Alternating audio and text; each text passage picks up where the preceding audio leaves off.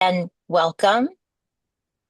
I am so thrilled that you are joining us for this important conversation and just want to reflect on a couple of things and set a bit of context before we get started. I think anyone who has been involved with the coalition knows that we really try to take a very holistic picture of what violence prevention looks like. And it is about regulating guns for sure, and it's about policies related to guns, but it is also very much about root causes of violence and why people pick up guns and what protective factors look like. And we think a lot about access to opportunity and the other issues that underlie why rates of violence are higher in certain communities and wanting to make sure that we are investing in the communities most impacted by violence, but that we're also investing in the programs that create peace and pathways for opportunity for folks who have been impacted by gun violence. All of that is a part of a comprehensive plan to address violence in our communities. And through that work, I got to meet Dr. Mneesha Gellman, who is joining us today. Alex will be doing a more full introduction of her and her background in a moment. But there's something that I wanted to say about my own relationship with Mneesha and the work that we have done together, and also just some gratitude. Many years ago, she invited me to be a part of a process, a working group that was looking at the impact of education in prison on the world, on violence prevention, on communities. And it was through those conversations and that working group that I really got to learn so much about what these programs look like, the impact that they have, and how they really do equate peace.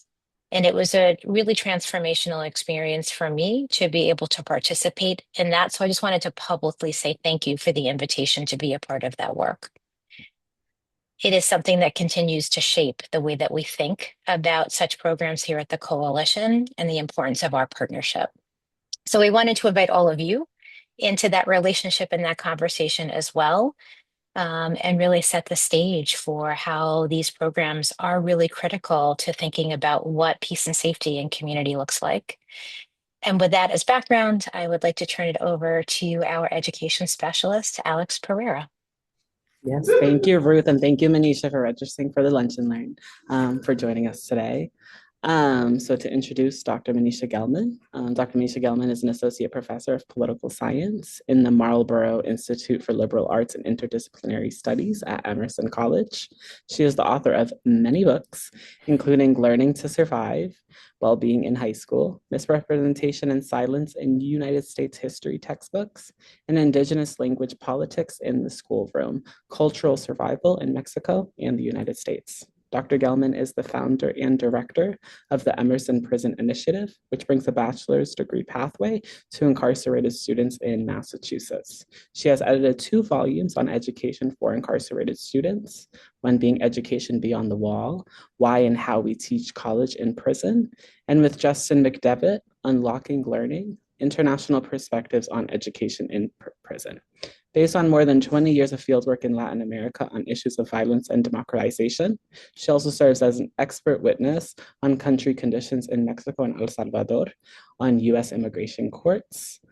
Thank you, Dr. Gellman, for joining us today. As a reminder for the audience, Dr. Gellman will present. We will then follow up with some prepared questions and then open it up to the audience to ask questions in the chat. If you could all please use the chat as the means to disseminate your questions. We will try to get to all of them within the program. Thank you. And with that, I'll pass it over to Dr. Gellman. Thank you both so much, Alex and Ruth, for that introduction and for the invitation to speak. And I just want to reciprocate gratitude for our organizations being in relationship with each other. I mean, the Emerson Prison Initiative and the Coalition, from my perspective, share a core value of violence reduction, and how we do that looks different in our day-to-day activities, but the reason that motivates our work, I think, is the same. Like, we want to figure out how to do peaceful coexistence better, and to do that, we're addressing the root causes of harm in different ways. But I just share that gratitude for the work that you're doing and for being able to come together today. And I'm aware, I know this is being recorded, and that a bunch of folks will watch the recording after. And so just rein me in if I speak for too long or speak too quickly, which is probably the most common complaint against me as a professor in the classroom. But also thanks to the audience for making time in this beautiful afternoon to come together. I know many of you in different ways and other folks I don't, but I really appreciate you taking part in the eventual conversation. I am going to go ahead and share my screen. And so this will bring us to a PowerPoint that I have prepared. And I'm going to go fairly quickly through the slides, but for folks who prefer visual, I'm just going to lay out much of what I say on the text as well. So briefly, I will introduce the Emerson Prison Initiative. I'm going to talk a little bit about why college and prison, and then turn to this question of how is this related to questions about public safety, violence prevention, and what's the role of education in that. So that's where we're going. The Emerson Prison Initiative, which turns 10 this coming year, which I'm really excited about, is focused on making college education more accessible to people who are incarcerated. Full stop. That's what we do. We bring an Emerson College bachelor's degree program behind the wall for people incarcerated in Massachusetts. And here are some numbers about that. We run admissions for students, usually every other year. We admit 20 students at a time in a cohort model. So they take all their classes together over the process of a 4-year bachelor's degree program. We usually get about 100 applicants for those 20 slots. So we are a highly selective program. We're not able to take everyone, but we do encourage people to reapply if they have applied and not gotten in. There's a lot of things that people can do to better prepare themselves while incarcerated to get into a 4-year program. Once folks are accepted, they are working towards a Bachelor of Arts in Media, Literature, and Culture. Those of you that are familiar with Emerson College will know those are our strengths. We do all of those things at the college. And so our bachelor's degree in the prison really tries to draw on the strengths of our institution. We did, after our first cohort, add a minor in economics based on the interests of our students who basically said, look, we were entrepreneurs outside. We might want to be entrepreneurs when we leave. Let's have more economics training. And we have some really remarkable economics faculty that work with us to offer a lot of classes. I'm also very excited to announce that we'll be launching the first ever in the state in the 21st century, a graduate certificate for people who have completed their bachelor's degree but want to continue on with post-grad education. And so that will launch in January of 2027. Here's just a couple photos. I know there's mostly a lot of text on the slides, but these are photos from graduation. Top center, you've got Lee Pelton, who went on from being president of Emerson College to being president of the Boston Foundation. And so he came in and visited with students very early on while we were convincing him to let us launch the pilot. It was successful, and here we are 10 years later. One thing that comes up for a lot of us in this work is, are we prison augmenting? We're bringing programming behind the wall, and I know some of you on the call participate in programs that go behind the wall. So I want to just really state this tension around being prison augmenting. College and prison programming, the way that we do it, is not intended to be prison augmenting. We're not trying to make mass incarceration prettier or more justifiable. We are trying to re-envision how societal privilege is distributed, and college access is representative of that because it is a fundamental tool of upward social and economic mobility in the United States and in much of the world. So this does not, there's a lot of tension between people that identify as abolitionist and reformist, and I'm not going to get into those definitions in depth here, but I do want to highlight that we really see college and prison as something that is ultimately working toward a different way of envisioning how society should be. We're not just trying to diminish harm a teeny tiny bit, right? So there's a tension there that's worth exploring. Okay, so let me talk a little bit about why education in prison. And before I do that, I just want to highlight a couple of the key terms that I use. These are terms that you'll hear me use throughout the talk, and that whenever I have an audience, try to encourage people to consider in their own speech and writing. So the term education in prison to me means that outside institutions that provide education are coming into prison. And for example, the bachelor's degree that my program offers is the same kind of bachelor's degree that someone would earn if they were taking classes on our Boston campus. The kinds of courses they're taking, the kind of faculty that are teaching them, those are things that are coming from the outside in, but meeting the same standards, the same accreditation, the same student learning objectives that they would get in an outside college education experience. That is distinct from prison education. Prison education is what prison staff teach. People who are hired by the Department of Correction as teachers provide prison education. Outside colleges and universities that bring their degree pathways behind the wall are providing education in prison. I acknowledge that I have lost this vernacular fight in the field to some extent, but I'm still raising it because I actually think that the field made a mistake in locking in calling everything prison education because they're not the same thing. There has been more success in the field in really using person first or identity first language to talk about people who are incarcerated. So avoiding terms like felon, convict, prisoner, or inmate, and instead talking about incarcerated people or people who are incarcerated or formerly incarcerated. That language has become much more streamlined, and I do encourage people to consider just the way that we ascribe agency, the way that we use these terms to talk about what is happening in this kind of work. So when I think about theorizing teaching the work that we do in prison, there are these three key questions, and I'm going to circle back to these by the end of the talk. Why do we teach in prison? How do we teach in prison? And who is teaching and who is being taught? Okay, so Alex, in the introduction, mentioned a couple of books. I've edited these two books that really try to speak directly to these questions. Education Behind the Wall looks at how college can be personally transformative, socially transformative, intergenerationally transformative for students, but also for faculty, and arguably, I think, for what it means to access higher education as a whole. So if you're interested in those questions, I recommend the book. I think there's a copy in Boston Public Library now. I always encourage people to ask their libraries to purchase.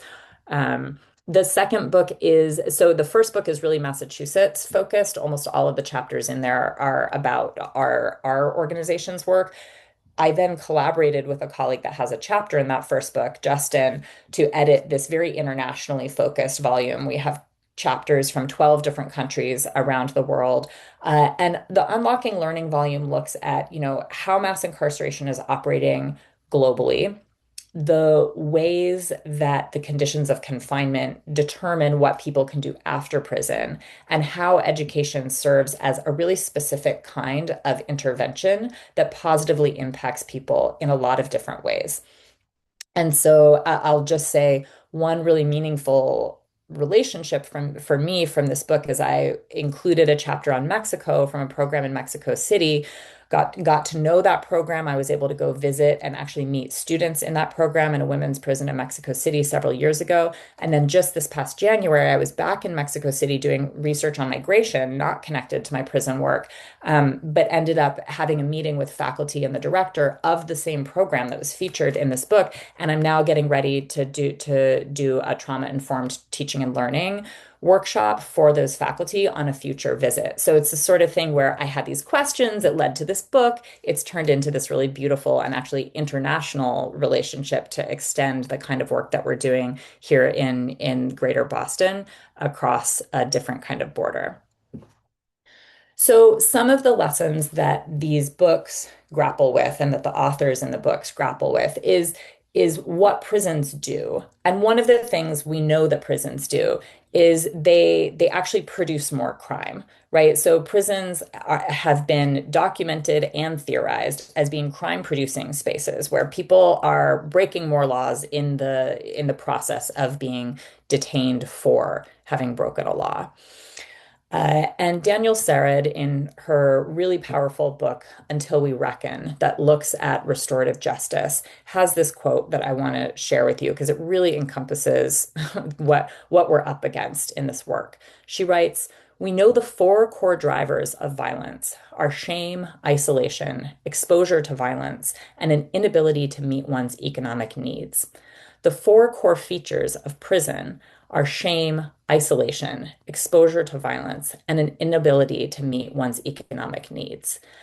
And so we have baked into our central response to violence in this country, she's speaking in the United States context, precisely the things we know generate it. So this gives me pause in really reflecting on if if prison continues these same drivers of violence, and yet society depends on prison as the mechanism to control violence, are we not on the hamster wheel, literally just step after step, repeating the same cycles? And of course, the answer is yes, and I'll turn to recidivism rates and things like that in a moment. But when I read this, I just had this aha moment of this defines why the system is broken. So just to get a sense of the scale of mass incarceration, there are nearly 11 million people held in prisons and jails across the world on any given day. So today, this statistic holds. And about a quarter of the world's prison population is incarcerated in the United States, which only has about 5% of the world's total population. So we know that the United States is one of the leaders in mass incarceration. It's not alone. There are many other top incarcerators, although the US does have the highest number.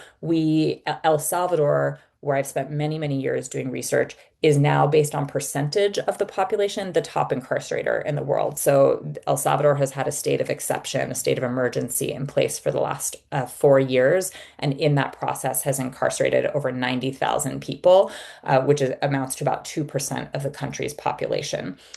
Russia, India, China, and Brazil are also really big incarcerators. And so this doesn't mean that we should focus necessarily on those cases more, but the scale of the problem is worth highlighting. Just some other fun facts about mass incarceration. We know that about 93% of people who are incarcerated are male. Although migrant detention is a huge issue and a growing one in the United States, it's not my focus here. About 90% of people who are incarcerated are citizens of the country in which they're in prison. And I do a lot of work in the immigration space, but this is not that talk. There are models that still use incarceration, but approach it differently. So the Netherlands has a minute prison population. Norway has the lowest level of incarceration and recidivism in the world. And I know that there are people in Massachusetts that are now part of a Norway incarceration information exchange, where there was a field trip of people from Massachusetts that went and toured some of the prisons in Norway. So there are ways to still use the method of incarceration, but to do it very differently than what is happening here. And again, just flagging that won't sit well with abolitionists, but it is important to keep in mind that how the US prison system operates is one potential model. It is not the way that it has to be, it's just the way that it is. And additionally, the combination of immigration and the criminalization of immigration, particularly from folks in the global south trying to move into the global north, has really brought carceral punishment into the public discourse more. I was at a conference a couple weeks ago, co-presenting with a colleague, and our paper is looking at the role of ICE as a paramilitary force and how forced disappearances are happening within the US immigration detention system, as well as in places like Mexico and El Salvador. Ultimately, I spend a lot of time thinking about why societies use prison and what do people want from prison? What do we think that the purpose of prison is for? In many social contexts, people want prisons. And so we see every election cycle when the tough on crime, can't quote unquote, candidate wins because there's effective rhetoric or narrativization around the need to remove some people from society to make other people feel safe. And that is often really rooted in a fear of the other, quote unquote. But it's important to note, and this is probably unsurprising to many of you on this call, prisons in the US they serve this function of punishment, but they also are used to deliver policy responses to other social forces, including things like racial resentment or racism, poverty, mental health crises, and addiction. So, social policy responses that are not happening the way that maybe they should be in society more broadly become channeled into prisons. And we can see this statistically when we look at the number of people dealing with mental health issues, dealing with addiction issues that are locked up. Oops. Okay. So the third part, and I'm aware of time, this is the last part of the talk, looks at some of these relationships between public safety, violence prevention, and education. And I want to pause on this slide because this is really the heart of the matter for me. Public safety as a term is used often by tough on crime candidates trying to get votes.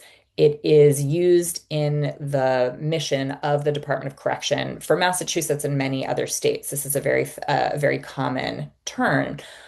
And so I have for years talked about what does it look like to re-envision public safety to actually include things that would make us safe, that don't only enact punishment to perhaps psychologically make us feel better that something is being done about harm that has been inflicted, but what does it mean to have public safety make us safe? For me, I think it has to include these ingredients. So, what are the violence prevention programs that are happening in communities? What kind of community investment is happening to allow people to have dignified employment, to be fed and housed? What are the kinds of diversion programs for adolescents and young adults that are keeping people out of the adult criminal legal system? What kind of mental health services are available and other services that address the whole range of needs that people may have? And then what are the circumstances of incarceration? And I don't say this because this should only be a reform agenda, but because it's what incarcerated people are saying that they want. If they're going to be incarcerated, they want it to be humane. They don't want the indefinite solitary confinement. As we saw in California a number of years ago, there was a mass scale hunger strike by people in Pelican Bay State Prison demanding an end to undefined lengths of solitary, where people were in solitary confinement for 10, 15, or 20 years. And it was a successful social movement of incarcerated people that demanded an end to that. They weren't demanding to be released from prison. They were demanding an end to the inhumane conditions of their incarceration. And so for me, re-envisioning public safety is deeply linked to what it means to live a life with dignity and what structurally do we need in society to enable people to live lives with dignity. One of the things that the Emerson Prison Initiative does by making education accessible to people who often have a significant amount of educational trauma as part of a larger package of trauma by the time they enter the school to prison pipeline and that are incarcerated is to interrupt or reset that trauma through healthy relationships with things like education, with being in the classroom, seeing themselves as learners who are capable of the kind of cognitive work and executive functioning that it takes to succeed in college. That's part of building a different story in someone's life, and the stories that we tell about ourselves are deeply connected to the way we perceive our own right to live with dignity. And I've been saying this in a variety of forms all along, and maybe I flag it here just so that if it resonates with you, it's something we can talk about in the Q&A. But a lot of us that do this work on education in prison have to wrestle with why prisons exist. How are we complacent? I work regularly with the Department of Correction. Those have become my colleagues who I have to respond to in very respectful and professional ways. So, what does it mean to be complacent within systems that we know cause so much harm? At the same time, that's what enables us to do this really revolutionary work, which is bringing college access to people who would otherwise be denied that access. And so as I wind down here, I'll just flag that there's no one way to do college and prison. I'm happy in the Q&A to talk more about the Emerson Prison Initiative model. We're one of 5 degree granting programs in the state of Massachusetts right now, along with Boston College, Tufts, BU, and Mount Wachusett at Community College. And so we know that even within our tiny state, there's a huge amount of variation in terms of how we're doing our work. And nationally, there are hundreds of programs that are bringing college, bringing higher ed in different ways behind the wall. So that can look like a different thing from program to program. But what we know universally is that the benefits of access to education are huge. And so, in terms of tangible benefits to taxpayers, completing a higher education degree while incarcerated reduces the chance of returning to prison within 3 years of release. We have those statistics. It's really clear that if you get a college degree, you don't go back to prison because you're qualified to work other kinds of jobs and you've built a social network. Some of you here are partakers mentors, and I'll talk about that a little later on. But if you have the kind of socio-emotional support and network and professional network that you get both through partakers mentors and through college faculty, that positions you to do different things with your life than whatever you were doing before you ended up incarcerated. Uh, Even though we know that education is beneficial, there are so many barriers to doing this work. Prisons aren't designed to facilitate college, right? So, the correctional officers, it's not part of their job description to move big boxes of books into the classroom and to get people to and from classes on time. They have different job descriptions. So, we're navigating those barriers all the time on a daily basis. And though I highlight the recidivism statistics and the taxpayer benefits, I also want to really emphasize that that is a wonderful byproduct of access to education. It's not our raison d'être. It's not our reason for being. It's a happy additional outcome. We see college, I as a college professor see college as a tool for self-transformation. It's something that we do to cultivate the life of the mind and to learn about ourselves, and that fundamentally changes who we are in the world. Yes, it also gives us tangible line items on our CV that are super helpful to go out and live different kinds of life, but the self-transformational part of access to education is fundamental for our program. For policymakers, I try to emphasize that for college and prison to really achieve the full range of potential, the prioritization of punishment over rehabilitation has to shift. And I think that's this direct connection to violence prevention. Uh, as long as we continue to focus on punishing and non-restoring, we're stuck. We're stuck on that hamster wheel. So, when I talk about the variation in programs, I do want to emphasize that from my perspective, best practices for doing this work include prioritizing full-time college attendance, credit-bearing curricula that adhere to the same standards as traditional college academics. So that means not saying, "Oh, this class would be good for people in prison because it teaches them about X," but I'm an expert in this thing, and I'm going to bring that expertise into the college program. And so we're wary when we get faculty saying, "Oh, I teach this thing on structural racism, and it'd be great for people who are in prison." It's like, actually, the people who are in prison want the full range of college classes that are available to them. And so that's what the Emerson Prison Initiative does, and many other programs build that as well, but not everyone does. So why is it worth it? If you are a dollars and cents person, and this is also, I want to emphasize, really a bipartisan issue, it's worth noting that about half the people who go to prison and are released will go back to prison within 3 years. In Massachusetts, that is a lower number. Nationwide, that's 50%. In Massachusetts, we've actually seen recidivism drop from 34% to around 26%.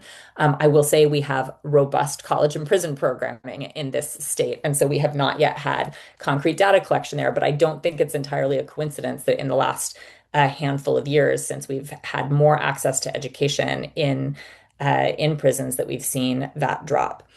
We know that incarcerated people that get a bachelor's degree recidivate between 2 and 4%, and I think most of those stats are actually technical violations of parole and not new offenses.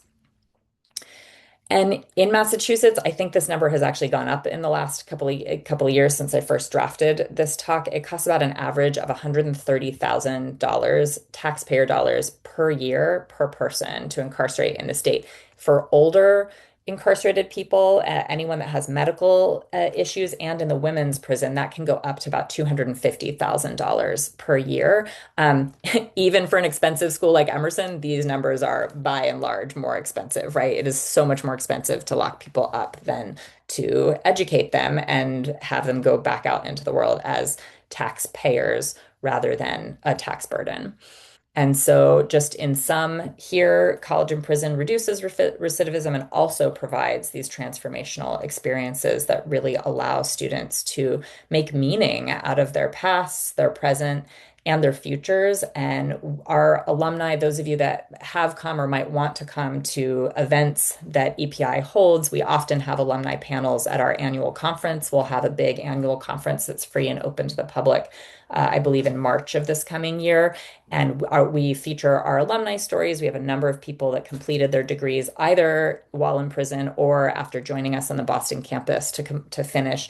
And they are doing some of the leading violence intervention work here in Massachusetts. You know, they're at Transformational Prison Project, they're at ROCA, they've started their own organizations. They're just doing that work and putting those degrees to work. So to finish up, why do we teach in prison? How do we teach in prison? And who is teaching and being taught?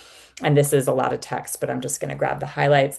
We teach because college helps people self-actualize, which has such a range of benefits, both staying out of prison, also providing jobs in the formal economy. And we see that this work has ripple effects. We teach because of the individuals and because of those ripple effects.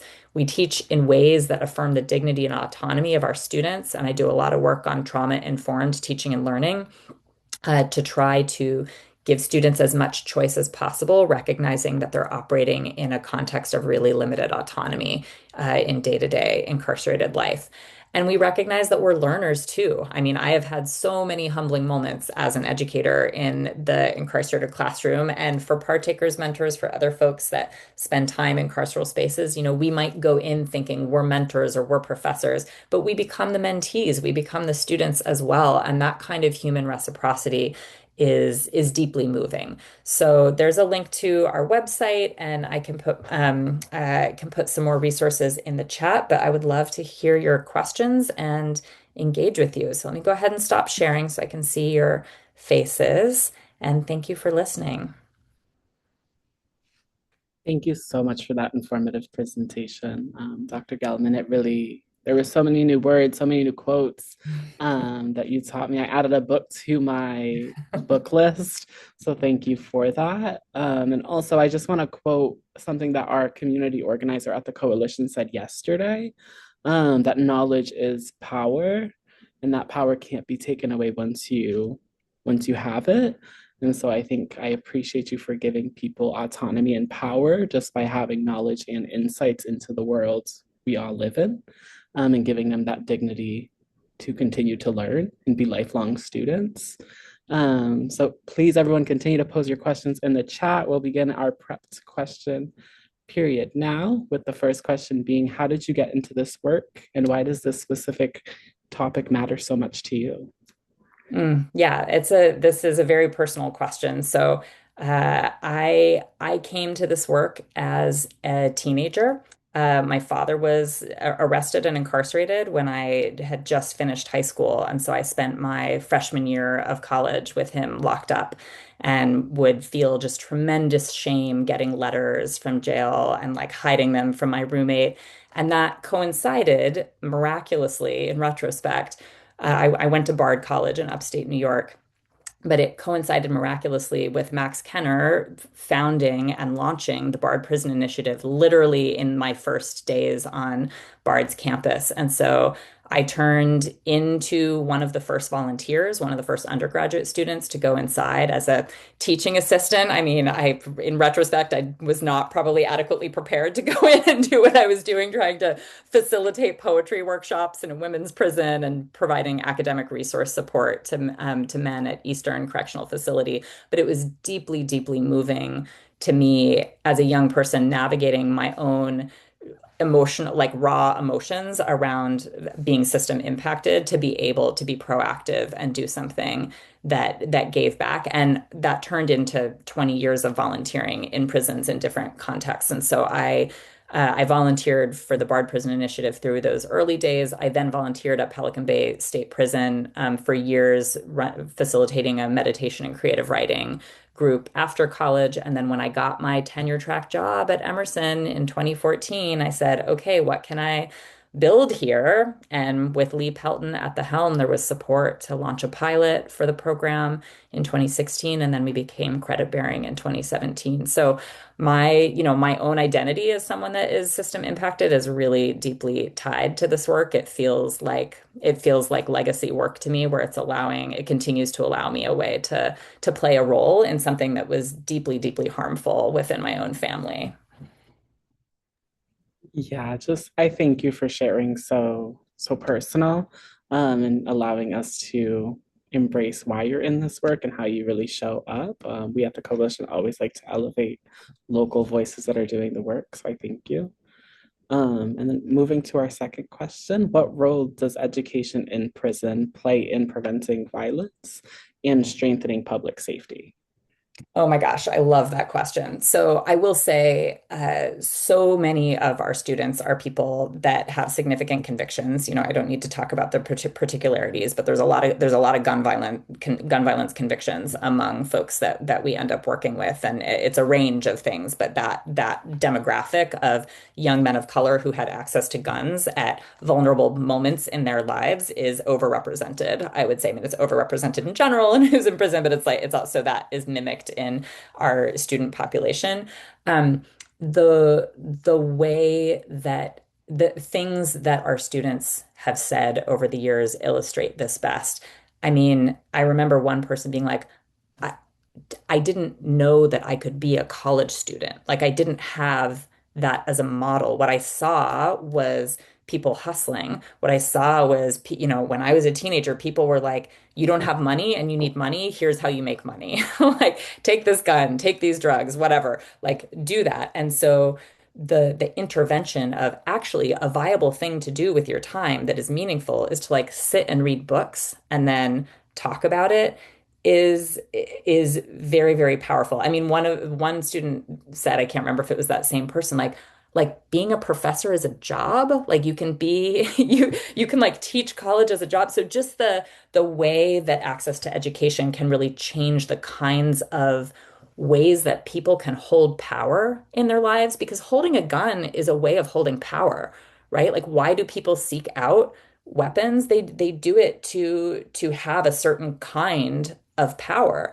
Well, education, knowledge is power too, right? So how do we replace the gun in someone's hand with the book that allows them to see themselves as a knowledgeable contributor of information and the world of ideas to those around them? I see the way that so many people who were quite powerful, leaders in street life come into our program and they become immersed in the world of ideas as like a different way to feel empowered.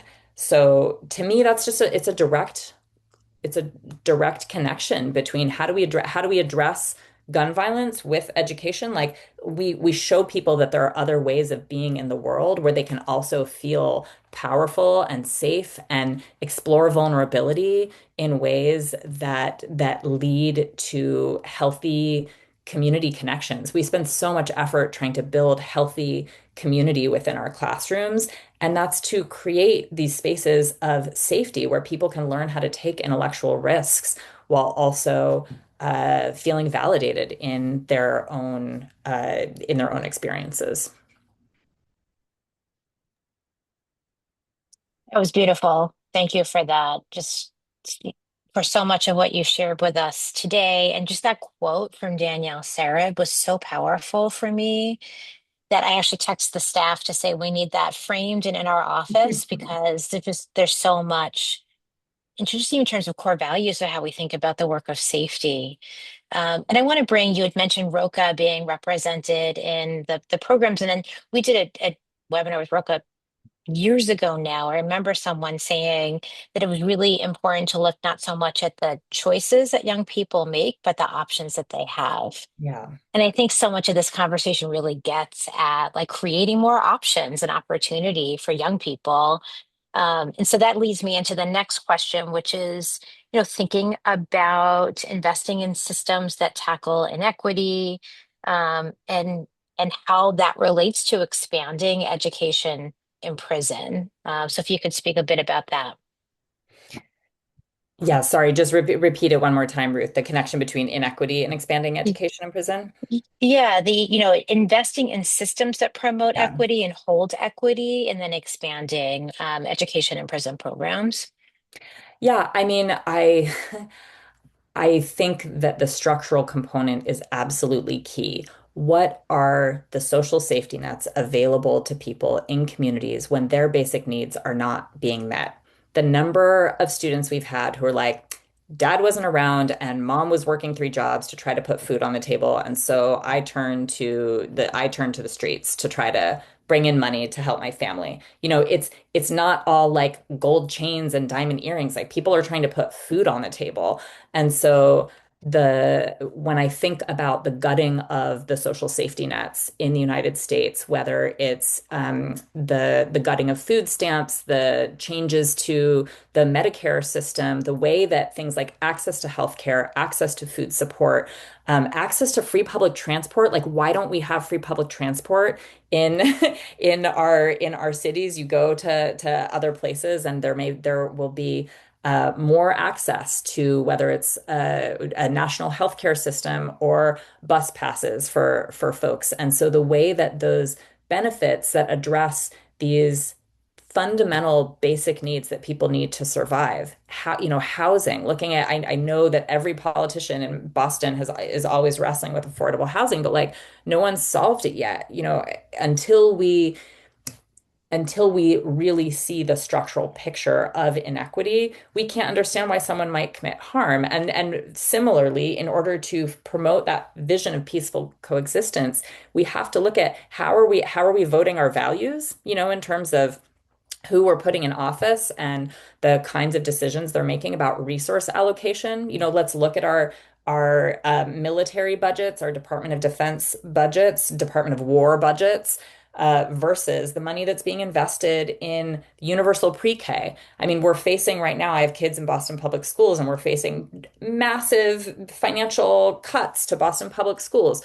My kids are going to be fine because I'm their mom, but like, what about all the kids who don't come home to highly educated parents who figure out how to do their own resource distribution? So the way that county, state, and federal dollars are apportioned, I think directly contributes to the kinds of violences that take place in our community. And we are doing like a hear no evil, see no evil thing to imagine that's not happening and saying, oh, some people are just violent. Some people just make bad choices. No, they're existing within these structures that set them up to fail. And we can choose through targeted resources and investment to address this basic need landscape that has not changed over humanity's existence, to prioritize making sure that people are housed and fed and educated and moved from point A to point B. And we need to make sure, if we want to hold on to a representative democratic regime,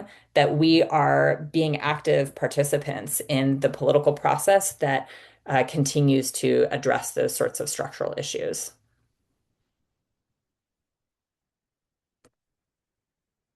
I see some great questions in the chat. Do you want to flag them for me? I'm happy to also take them in turn.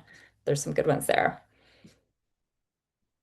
Yeah, I can lead us. Our first one that I see is, what are your criteria for selecting participants in the program? As you said, 20 out of 100 is quite selective.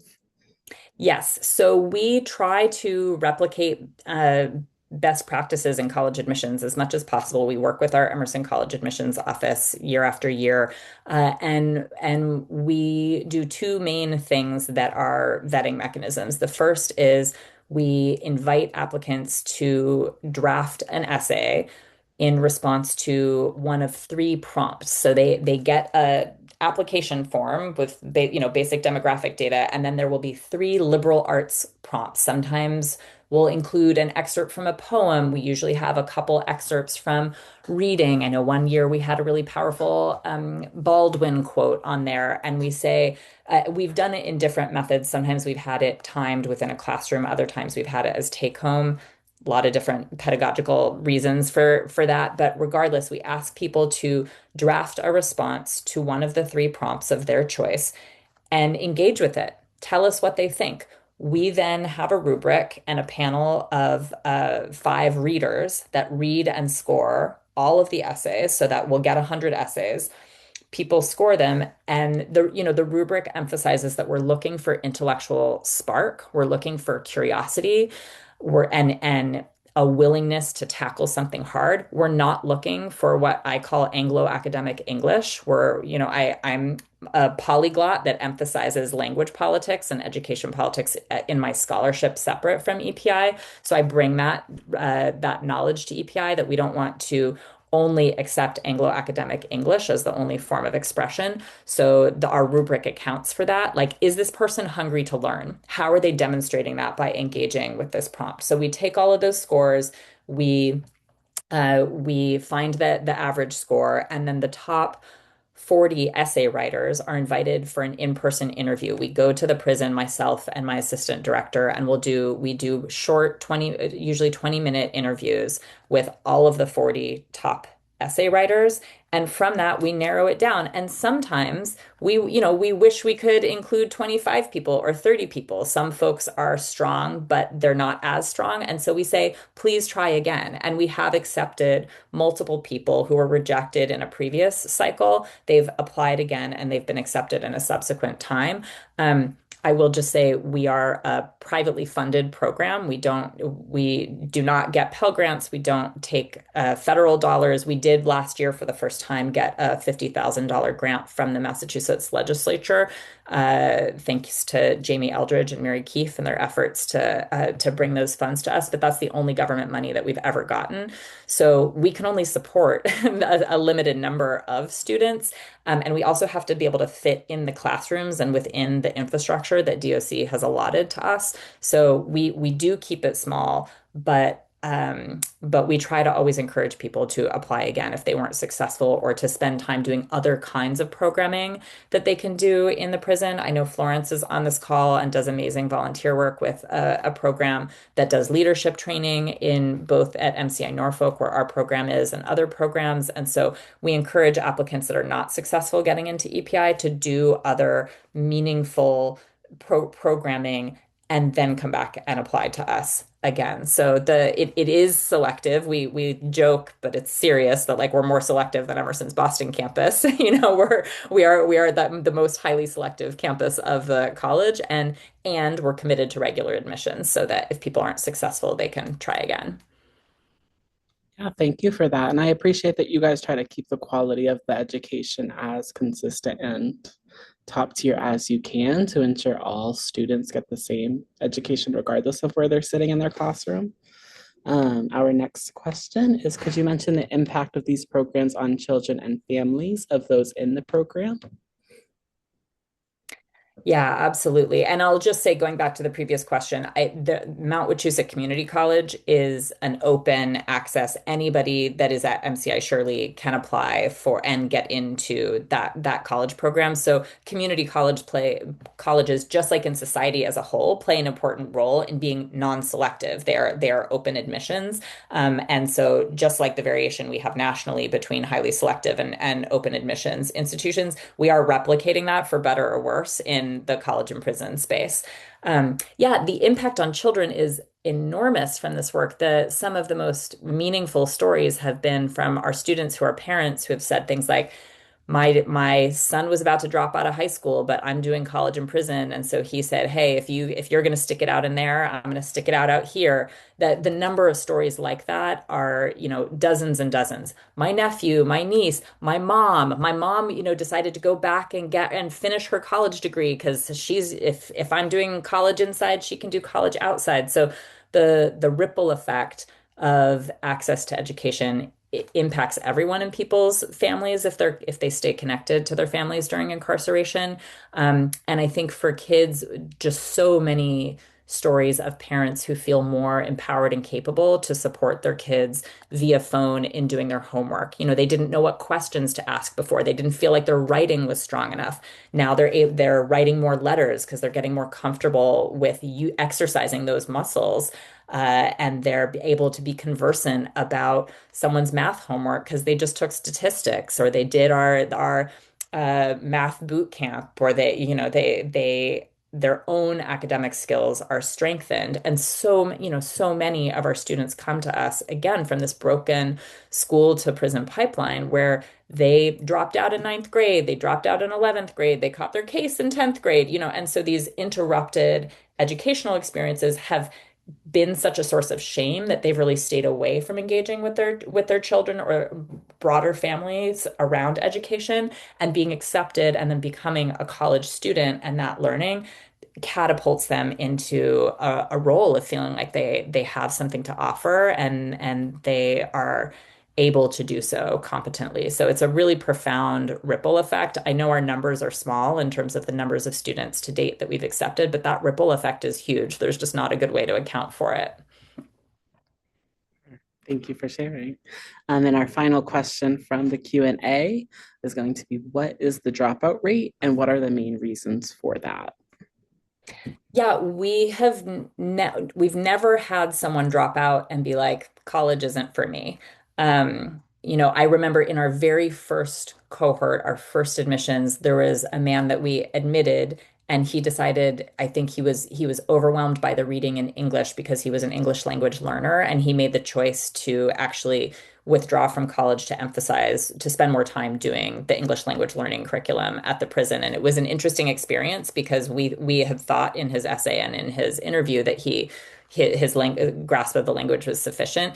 But we use English as the lingua franca in college, and he decided for himself that it was too much of a struggle. So that was really the only case I can think of where someone actively made the choice to withdraw. Otherwise, what's happened for years is people's classification changes within the Department of Correction. When we were at MCI Concord before that facility was closed down for many years, from 2016 to 2023. MCI Concord was our accredited Emerson campus. And then we switched that to MCI Norfolk. A lot of paperwork to switch that accreditation, but we switched our accreditation to MCI Norfolk. Those are both medium security facilities. So when people class down to minimum security, they leave the campuses where we are. So sometimes they end up needing to be withdrawn. Sometimes they cycle back to medium. Or sometimes there's a security incident and someone is moved up to Sousa. And so usually it's a classification reason why people leave. We have had people occasionally come back. They've been removed from the campus where we are, and then they're able to find their way back. But nobody is, other than that very first example I shared, nobody's ever been like, this isn't for me. Because the vetting, part of, I think, what that selective vetting process does is it means when someone gets that seat, they are in. They have committed fully to be there. Because if they're wishy-washy about it, we can usually pick up on that in the interview. And we're like, this could be a great opportunity for you when you're ready for it. Reapply when you're ready for it. So we do our best to suss that out, and frankly that's representative of college in general. Our completion rates would be higher if not for the sometimes what feels like random movement. But I will say, after years of asking the Department of Correction to find a way to reduce the relocation of incarcerated students, we did have a policy victory. Last year, the Department of Correction created an educational hold where students who do have a classification change now have the choice whether or not they want that to change classification designations if they're an actively enrolled student. And so that's all about emphasizing policies that give agency to folks. For some people, it makes sense to class down. They get that classification, they can go from medium to minimum. They want to go, they should go. But if they want to stay and keep doing college classes in the medium, we want that option too. And now it exists. So I'm really pleased about that. Thank you for the answer and all the answers that you've provided today. And with that, that's the end of the preps and audience questions. So we're moving on to our call to action. Thank you all for bearing with us as we're at 1 o'clock. I'll be quick with putting our calls to action in the chat, and we'll also email them out to everybody as well as the recording from today to anyone that registered. Our first call to action will obviously be asking your local library for both books that Dr. Gellman referenced, and making sure that our libraries continue to have as wide of an educational network as possible. Our second one will be to be a volunteer for the EPI program. That's the email. We'll also send it out to everybody, so feel free to get involved.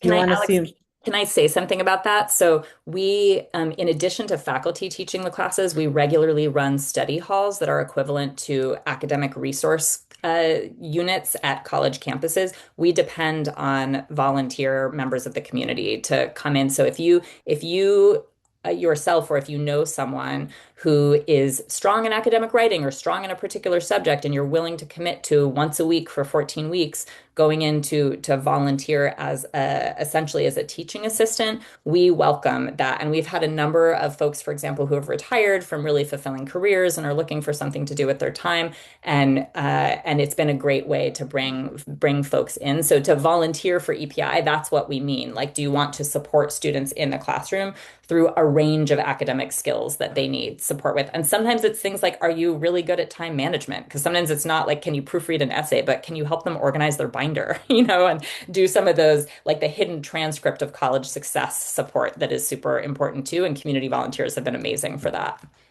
Sure. Yeah, thank you for sharing more about it so everyone knows. And then if you want to learn more about the EPI program in general, there's the link. Obviously, feel free to learn more. And then on to Raise the Age and our CFJJ member org. Please support CFJJ as they're today Raising the Age Lobby Day at the Massachusetts State House. Follow their social media and get all the updates. You can visit their website, it's in the chat, as well as the Raise the Age website and more data sources that CFJJ has been very fortunate in being able to compile and disseminate to us. And then our final call to action for everybody will be the Coalition's Wear Orange event. It'll be at the Sam Adams Park across from the Boston City Hall tomorrow. Hope to see everyone there. Thank you all for joining us. Oh, Dr. Gellman has one more One thing. more. I'm going to add in one more call to action. In addition to potentially volunteering in EPIs for EPI in an academic support way, I know that we have a few partaker mentors on here on the call, and so Partakers organization is a partner organization of EPI. They provide mentors for incarcerated college students who serve as a socio-emotional support network for incarcerated college students, and Partakers needs more volunteers. I know right now we have at least 2 EPI students that do not have a mentor team. So if you know of people that is a lighter commitment as opposed to the every week for 14 weeks going in to do academic support. The mentors, I think, visit once a month in the visiting room, not in the classroom. So it's a very different kind of relationship, but it's another way to support someone who's making the choice to be in college. And we do actively need more mentors. So spread the word on that one too. Sorry to interrupt, but thanks for letting me know. No worries. Yes, we will send all of this out via email. So if you want to share it out to your networks, anyone that's interested, please do. Volunteers are always welcome, as you know. And with that, though, I will thank everyone for joining us today. Thank you, Dr. Gellman, for this wonderful talk and presentation. I hope everyone has a great rest of their week and hopefully see you all at the next one. Thank you all so much. It was a pleasure to